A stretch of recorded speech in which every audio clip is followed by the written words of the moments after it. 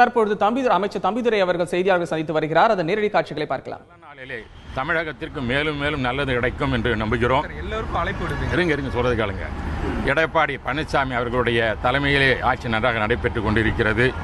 நாங்கள் எல்லாம் நாம் சொல்வது போல இரட்டை இலச்சினத்தை உருவாக்கிய புரட்சித் தலைவர் எம்ஜிஆர் அவர்கள், அதை பாதுகாத்தவர் புரட்சித் தலைவர் அம்மா அவர்கள் ஒரு நல்லாட்சியை தந்திருக்கிறார்கள். ஆகவே நாங்கள் செல்கின்ற இந்த பாதையானது சரியான பாதை. இந்த பாதையிலே மழை வரும்பொழுது ஆங்காங்கே சில விலகுவார்கள், ஆனால் இருப்பினும் ஒரே பாதையில் தான் செல்வார்கள்.